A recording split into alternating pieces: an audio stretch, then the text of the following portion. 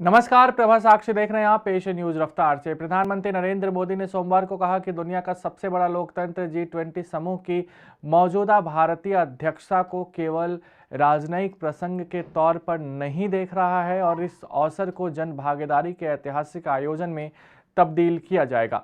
मोदी ने इंदौर में प्रवासी भारतीय दिवस सम्मेलन का उद्घाटन करते हुए कहा कि G20 की भारतीय अध्यक्षता के दौरान दुनिया के विभिन्न देश भारत के जन जन के मन में अतिथि देवो भवः की भावना का दर्शन करेंगे। उन्होंने कहा कि आज पूरी दुनिया भारत की ओर बड़ी रुचि और उत्सुकता से देख रही है और देश क्या और कैसे कर रहा है।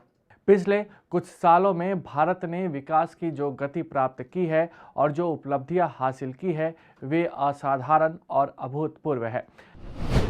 रक्षा मंत्री राजनाथ सिंह ने चीन की बढ़ती आक्रामकता के बीच सोमवार को कहा कि भारत एक पदानुक्रमित विश्व व्यवस्था में विश्वास नहीं करता है जहां कुछ देशों को दूसरे से श्रेष्ठ माना जाता है।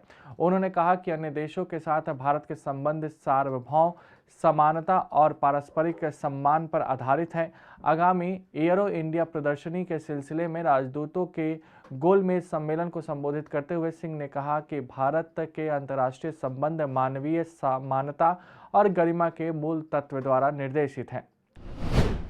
पश्चिम बंगाल की मुख्यमंत्री ममता बनर्जी ने वित्तीय समावेशन पर G20 की बैठक में कहा कि उनकी सरकार राज्य में जो विकास करती है उसे वह मानवीय रूप देने का प्रयास करती है। वित्तीय समावेशन पर हो रही 3 दिवसीय इस बैठक में G20 के सदस्य देशों के प्रतिनिधियों को संबोधित करते हुए बनर्जी ने यह भी कहा कि महिला सशक्तिकरण सहित सरकार के कल्याण कार्यक्रम इस तरह तैयार किए गए हैं कि समाज के निर्धतम लोगों के डिजिटल एवं वित्तीय समावेशन को बढ़ावा मिले।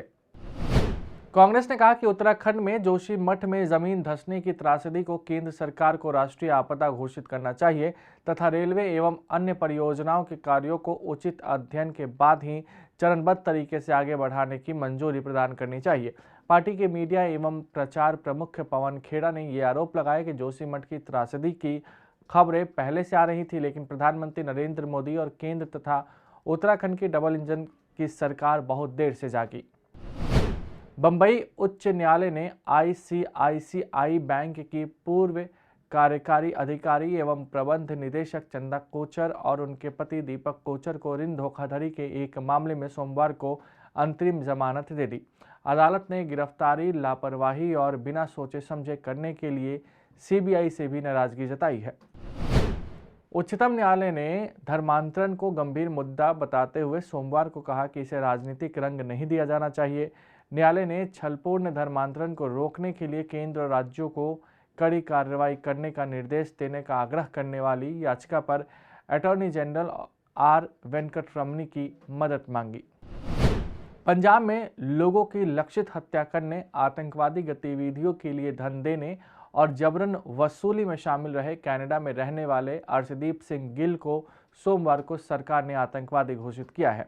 केंद्रीय गृह मंत्रालय ने एक अधिसूचना में कहा कि लुधियाना में जन्मा और इस समय कनाडा में बसा गिल उर्फ अर्श डल्ला अपने स्तर पर मादक पदार्थों तथा हथियारों की सीमापार तस्करी में शामिल है।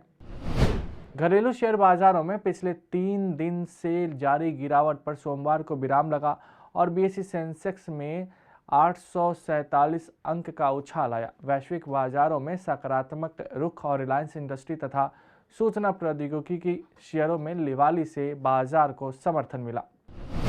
श्रीलंका के खिलाफ मंगलवार से शुरू हो रही 3 मैचों की एक दिवसीय अंतर्राष्ट्रीय श्रृंखला के लिए रोहित शर्मा और विराट कोहली जैसे दिग्गजों की वापसी से भारत का बल्लेबाजी क्रम तो मजबूत हुआ, लेकिन तेज गेंदबाज जसप्रीत बुमराह फिटनेस कारणों से एक बार फिर से टीम से बाहर हो गए हैं। इसके साथ ही रोहित शर्मा ने आज एक प्रेस कॉन्फ्रेंस में ये भी कह दिया है कि वह T20 की कप्तानी छोड़ने पर विचार फिलहाल नहीं कर रहे हैं।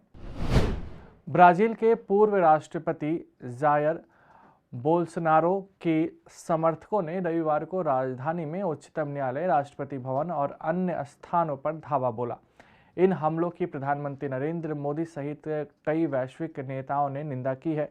राष्ट्रपति लुइज इनासियो लुला डा सिल्वा के कार्यभार संभालने के एक सप्ताह बाद बोल्सोनारो के समर्थकों ने यह हंगामा किया है। बोल्सोनारो ने उनके खिलाफ आए चुनावी नतीजों को मानने से इनकार कर दिया था। तभी से उनके समर्थक प्रदर्शन कर रहे हैं।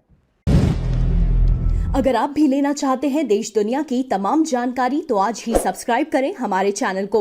साथ ही नीचे दिए बेल आइकन को जरूर दबाएं ताकि हर अपडेट आप तक पहुंच सके।